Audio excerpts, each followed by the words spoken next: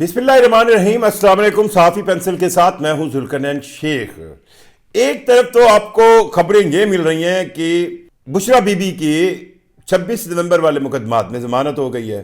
دوسری طرف ہم نے دیکھا عمران خان کا جو فیصلہ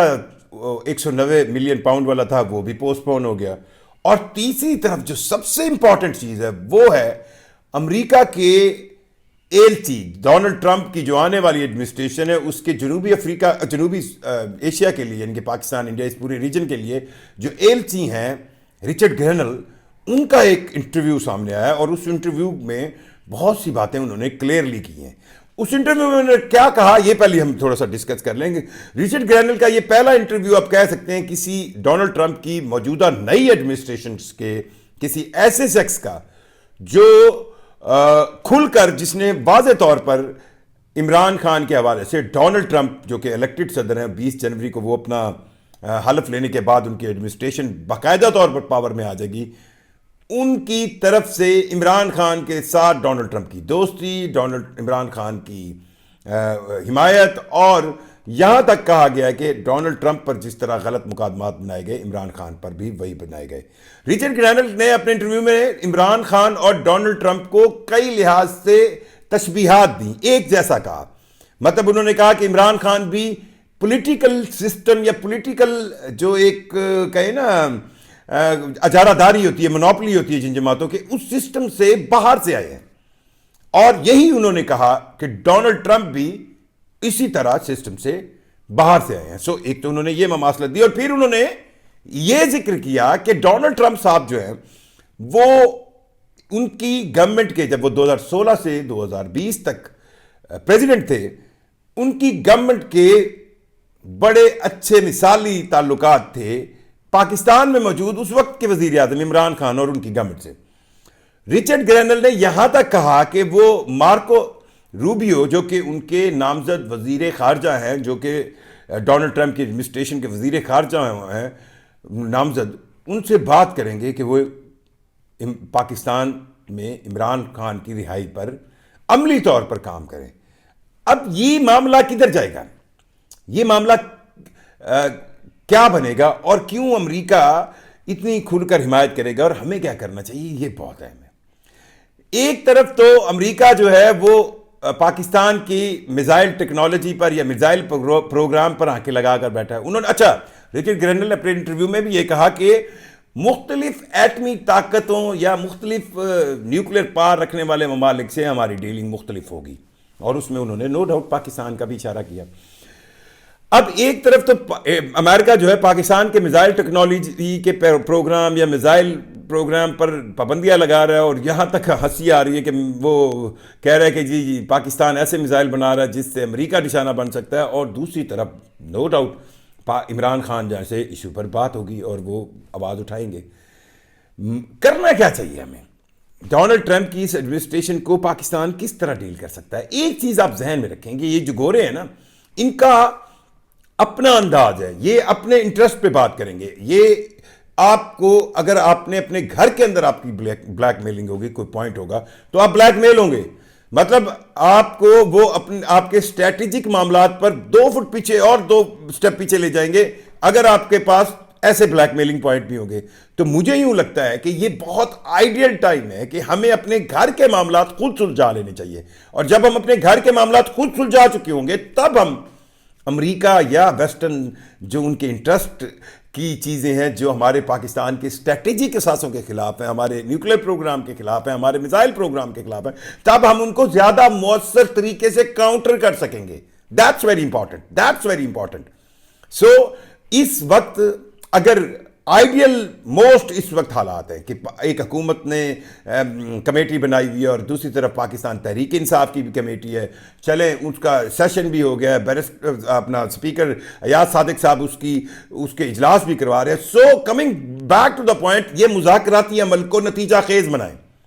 اور خان صاحب کو رہا کریں اس سے پہلے کہ امریکہ آپ کی گردن پر آ کر ناخن رکھے اور آپ کو کہے کہ جناب یہ کریں۔ خان صاحب کو اگر رہا ہم خود کر دیں، کیا کیسز ہیں ان پہ؟ اگر ہم ان کو رہا کریں گے اور اس کمیٹی کے جو مذاکراتی کمیٹی ہے پاکستان تحریک انصاف اور حکومت کے درمیان، اس کے درمیان جو مذاکرات ہو رہے ہیں، اگر ہم اس کو عملی طور پر آگے بڑھائیں تو کیا ہوگی پرابیبلٹی؟ اگر خان صاحب کی رہائی، بانی پی ٹی آئی کی رہائی کی وہ بات کر رہے ہیں، تو اس کے بدلے میں حکومت کے ساتھ بھی تو کوئی چٹ چیٹ ہوگی نا، کوئی یقین دہانی کروائی جائے گی پی ٹی آئی کی طرف سے، اور وہ یقین دہانی ہوگی کہ بھائی پاکستان تحریک انصاف کے بانی P T I Imran Khan باہر نکل کر ایجیٹیشن نہیں کریں گے، احتجاج نہیں کریں گے، ایسا احتجاج نہیں کریں گے جس سے پاکستان کی سلامتی کو خطرہ ہو، تو وہ بالکل ایسا نہیں کریں گے۔ آپ کم از کم اس چیز کو کوئی نہ کوئی راستہ دیں۔ سو ایک آئیڈیل ٹائم ہے، جو کمیٹیاں پہلے بن چکی تھیں، اس میں کسی کی بےزتی عزت والا بھی مسئلہ نہیں ہوگا اگر ہم ان کمیٹیوں میں کو رزلٹ اورینٹڈ بنائیں۔ اور میں بار بار یہی کہوں گا کہ اگر ہمارے گھر کے مسئلے حل ہوں گے تو امریکہ سمیت کوئی بھی ہمیں ڈکٹیٹ نہیں کر سکے گا ہمارے اسٹریٹجک معاملات پر، اور اگر ہمارے گھر کے مسئلے ہوں گے جن پر امریکہ ہمیں بلیک میل کرے گا تو پھر وہ ہمیں اسٹریٹجک معاملات پر بھی کمپرومائز ہونا پڑے گا۔ تحریک انصاف کے بانی P T I Imran Khan باہر ہوں گے، وہ بھاگ کہیں نہیں رہے، بھاگنا ہوتا انہوں نے تو وہ کب کے بھاگ گئے ہوتے، یہ تو آپ سب کو اندازہ ہے، ان کو کئی آفرز ہوئی ہیں۔ اگر ان کو باہر نکال دیا جائے گا، رہائی ہو جائے گی ان کی، اور وہ یہاں پر ہوں گے، اور ساتھ ساتھ پاکستان تحریک انصاف سے یہ یقین دہانی لی جائے گی کہ وہ نو ڈاؤٹ انہوں نے وہ اپوزیشن کا کردار ادا کرنا ہے، پی ٹی آئی کے پاس پارلیمنٹ میں بھی نمائندگی موجود ہے، اور ایک مؤثر اپوزیشن ہی ایک اچھی حکومت بنا سکتی ہے، یا اچھی حکومت کو چلانے کے لیے ایک مؤثر اپوزیشن ضروری ہے۔ سو وہ پارلیمنٹ کے اندر احتجاج کریں گے یا پارلیمنٹ کے اندر رہ کر اپنے جو ہے معاملات پر بات اٹھائیں گے۔ سو یہ یقین دہانی اگر حکومت کو ملتی ہے تو میرا نہیں خیال کہ عمران خان صاحب کی رہائی میں ہمیں کوئی ڈیلے کرنا چاہیے۔ اور اس سے پہلے کہ امریکہ 20 جنوری کو ڈونلڈ ٹرمپ جب